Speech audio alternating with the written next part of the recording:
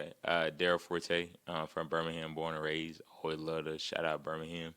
I feel like it's something that people don't do a lot. And if they say Birmingham, they really truly not from Birmingham.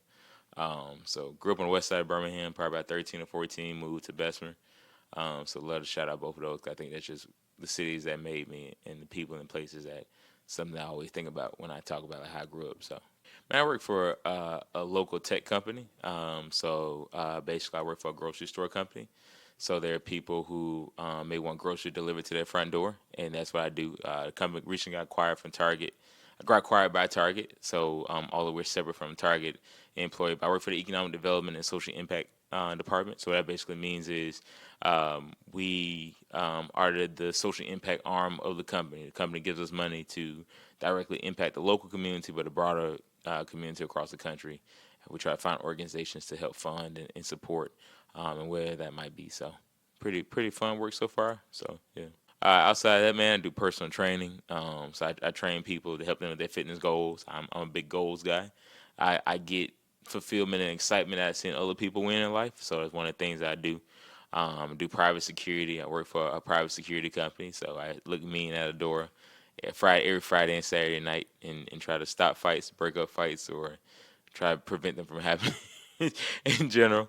And other than that, man, got a podcast called He Talks Podcast. We talk life, legacy, and purpose for black men. Just because I feel like that's something that every black man should be focused on in the moment. So a lot of other things, but those are the three things that come to mind right now. So about two or three things. So the podcast, in addition to the podcast, that we get on there probably about monthly or every 2 weeks to interview a black man across the country. We do monthly black men meetups. So if you're a black man in the city, no matter what your professional status or level is, whether you're a college student, you gotta be over 21 for most of the venues that we go to. But wherever you are, wherever path you're, retired or young brother just trying to get some more information, comes our monthly black man meetups. We try to do them the first or second Friday of every single month. This one we got coming up on the 21st or 22nd, whichever that Friday is.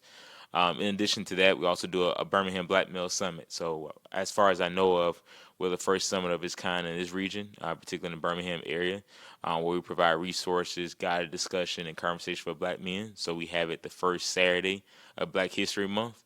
So, although it may seem like a long way from now, but we got one coming up February 3rd, 2024. So, we're trying to get brothers to come out for that day for a day of learning, a day of opportunity, a day of networking. So, those are some of the things that I'm most proud of. But last but not least, my baby, and which I hope to be my big legacy that I hope to leave this earth with, is Black Male Collaborative. And out of that, creating like this Slack channel, and from there, creating this nonprofit. And then from there, it becomes a all boys school to like really just provide resources, tools, and opportunities to black men of all ages to be the best person they can possibly be. So I hope that's what I can lead this earth with in the grand scheme of things. So yeah. I think for me, man, for real, it's just like black male growth and development. And our sisters go through a lot. Like a study black studies in college. So I understand like Deborah Jeopardy, like a being both a woman and being a black woman at the same time, and how much pressure and opportunity that comes. I truly, sincerely believe that if you look at it biblically, it starts and ends with the man. And all that's made relatively controversial in 2023. It's like God created Adam, and then from there, it's like He wanted him to lead and guide the earth and till to the earth. I think a lot of times we as black men have kind of, just because of social pressure, racism, strategic attacks on us as men have gotten away, buck breaking have gotten away from what it means to truly be a man in society and lead and guide and support and educate. So the thing that I'm really sensitive to in Birmingham is looking at how we help support our black men. I think we look at the statistics, and I got a very creative project that I'm working on that I just got to get approval from, and hope and pray that the big wigs in Birmingham don't get mad at me for doing. But if you study crime rates in Birmingham, and I'm sure you can appreciate this, Devin, it's like we probably had over 500 murders, well over 500 murders in Birmingham in the last 5 years. And if you go on there and look at the data, 90% of those murders, whether justified or unjustified, have been black men under the age of 50 who cut their life gotten cut too short. And I think if you're a Christian or if you're a believer, you cannot sit up here and be comfortable with 500 plus murders happening and not want to do anything about it. So for me, I think it's just really just black male development, black male improvement, getting into the minds of black men and helping them realize, like, hey, the way we think, the way we move, good or bad, has been strategically placed on us. How can we ourselves be our most authentic self, our best self possible? So that's where life, legacy, and purpose piece come in at. I think I think when people look at Birmingham from a national perspective, that's the first thing they think about is, oh, you from the city that's always on First 48, or back in the day, it used to be always on First 48. So I think what's so dope about mayor, the new mayor that we have, or just like us in Birmingham as being smart and waking up, is we're telling our own story and our own perspective. So it's a guy in the city that I always tell people about all the time that people don't really know a lot about, called named Edward Bowser.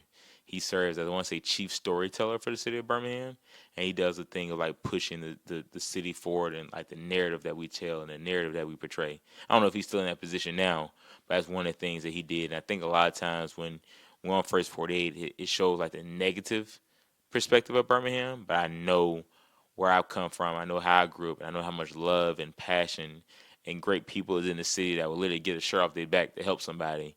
And I think I try my best not to focus on the negative, but I know murders happen, so that's the only way we can get on the show. Um, so I know that there's a intentional thing that we need to go towards and try to fix and build. So yeah, I think living a life of purpose. I think a lot of times we let bills and life weigh us down so much, or depression, or anxiety, or stress, or relationships. We let the negative weigh us down, or even our jobs that take 8 plus hours of our day, 4 plus hours a day, 10 plus hours, depending on what your work schedule look like. And I think we forget that, hey, God put us on this earth to do a specific purpose, a specific plan. Like if you listen to Him enough, if you get close enough to God, He literally will explicitly tell you what He put you on this earth to do. He only created one of you. Like the moment that you're born in this earth is, I already know what the genetics say, 5 million, 10 million. I don't know if I can say it on here, but swimmers that are competing to fertilize the egg, right? So God put you on this earth against 10 million at the gate, 5 million at the gate, maybe 100,000 at the gate, to create only one you. That He put you on this earth for a specific purpose and a specific plan. So I think for us, the moment that we realize that, particularly us as men or black men and black women, just the black community in general, that we're on a specific purpose and plan that we can do something. I think once we can get people to start thinking about thriving instead of surviving, I think we shift that narrative, shift that thought process. We as a people, as a culture, will be unstoppable because we're planning and projecting for things to come instead of worry about today. I think a lot of people are just living, and then there's no intentionality behind it. Like we hear it all the time, like the richest place on earth is not a bank. It's not, Wells Fargo, PNC, BVA. The richest place on earth is a graveyard. Because that's where all the ideas that never came into fruition die. So when you throw that person in the ground, all those ideas, all the things they could have birthed, not just physical kids, but ideas, the cure to cancer, the music that could have helped somebody create an idea that's so great, all the mentors that could have been, all the great men, all the great fathers, all the great people that could have been go to pass away prematurely at times. So I think a lot of time when we think about how can we show people how to truly live, I think that's important. Not just eating for the heck of it, not just living for the heck of it, but how do we live intentionally and purposefully is key. So yeah, and I don't really like hearing about it. Like as a Black Studies major, like a lot of people assume that when you major African American Studies, which I got a lot of flack from being African American Studies major at UAB. That's the first thing. Like I want to call that out.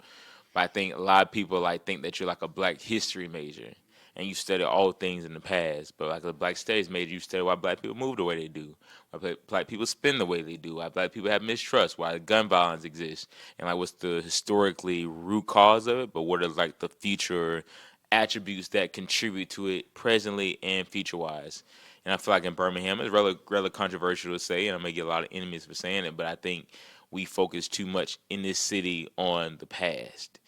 And I think, like for example, there's an unnamed, I'm not gonna say what it is, but civil rights installation that's been created recently, and it's like I'll go ahead and say it. I don't care. Like I mean, I don't mind. Like I'm probably gonna get a lot of enemies for it. But like the A.G. Gaston Motel, like installation, it's important to remember the past. But we as Black people don't have any Black-owned hotels, no Black-owned grocery stores, no Black-owned gas stations. So it's cool to talk about the past.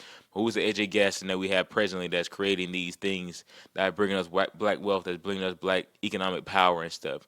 I think if we put that same energy, that same drive, them same dollars into actually fixing present Black America or present Black Birmingham that we did in honoring and supporting and remembering the past, we have a significantly better outcomes because we got more Black men in prison now during slavery, right? We have more murders that happen that are Black on Black crimes. And again, I'm as pro Black as they come, but I gotta call a stack than probably what we get in like now being attacked by non Black communities. But if you go through like Mountain Brook, all the houses will never be able to own those because passed down from generation to generation, right? A lot of neighborhoods in Birmingham are getting gentrified significantly. Like, what are we doing right now to like really impact current day Black Birmingham, right? And we don't. So it's like I don't know. I think about that a lot. Of like, I have a huge issue with us focusing so much on that. And even though I love BCRI, they do great work. They educate the young people. They give internships out every year. They do incredible work. But what are we doing right now to like bring issues and opportunities up? And all we have like Bob Dixon and Birmingham Business and Resource Center. How can we 10x that? And how can we bring those resources and those opportunities to Birmingham? Because I want to see Birmingham is 69% black, maybe 70% black, and I guarantee not one grocery store in Birmingham is black. Not one gas station in Birmingham is black owned. Maybe it is. I don't know. But they just want to hide hide that an angel investor. But I guarantee if you go Google it or search it, we don't own anything in Birmingham, and that's scary. Knowing that 70% of the people in Birmingham are black, and it's decreasing by a day-to-day basis. We're getting less and less black people in Birmingham. So I don't know, man. So yeah. But yeah, it's a lot of enemies, bro. I'm sure I create a lot of enemies by making that statement, but it is what it is, bro. I think the most scariest thing, bro, for me, and like I know it sounds crazy, like I've stared down a barrel of a gun before. I've had brothers and uncles that went down the wrong path. I know the scariest thing for me that like visibly makes me scared at night and it keeps me up in the middle of the night is when I go inside of a school and I'm in a 10th grade, 11th grade classroom and it's a brother in that can't read. That's the stuff that keeps me up at night. Like that's the stuff that I get up at 2 and 3 in the morning and praying and like with cold sweats and like don't know how to like shake that the thought process behind that because I know that brother is highly susceptible and most vulnerable possible because he can't read this 3 word sentence I'm trying to get him to read while I'm in the classroom right now.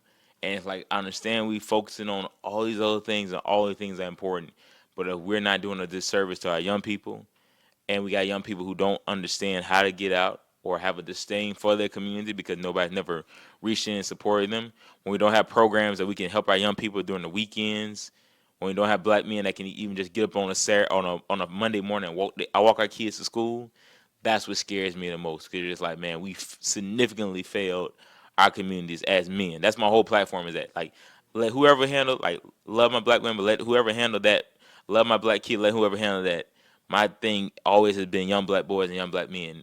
If we fail them, if we fail the men in our community, it's like we already finished. We already done beforehand. So it's just like, man, that's like what keeps me up at night. Hmm. I think, man, for me, man, fear God, save, and fast. And what I mean by that is fear God within the sense of, man, we cannot fear God and still do what we do on a day-to-day basis because God tells us not to murder. God tells us not to hate. God tells us not to put any idol or anything above him. And we do that daily, whether it be with liquor or women or time or just our own personal, you know, chase of trying to be the best we can possibly be. And we begin to idolize ourselves or have this ego towards ourselves or just forget him in the process. I think, too, it's like save your money, save your time, save your narrative, right? I think save the best of you and don't let the world like strip you or rob you of your most authentic self. So like save yourself in the process. And then in the same time, if you find yourself coming up, save somebody else. Put your hand right back down and reach down and grab somebody else. I think fast is what I mean by that. Not just fasting from food, but fasting if you're undisciplined sexually, fast if you're undisciplined mentally, fast if you find whatever it is pushing you away from what you could be, fast from it. Like separate from it. Even with your own family. Sometimes you gotta fast from family. If they bring you down, sometimes you gotta fast from the circle that you're around. That's not calling you that you're not real and that you're not authentic because you don't hang with the same people you used to hang with. Fast from the things that are keeping you away from being who you are. So I would just say, in the grand scheme of things, man, like for real, just save, fast, you see what I'm saying, and like fear God. And if you do those three things, I think you will be successful in your own way. Maybe not as always, maybe not success might come in the form of money or whatever, but all the other things will come if you focus on being your best you can and find out what you're good at. And I think the money, the success, the happiness, the joy, and everything else will come. So I would just say to like our brothers, do those three things, and hopefully they'll find some level of happiness. So yeah, my name is Darrell Forte, and this is my Bham Boom.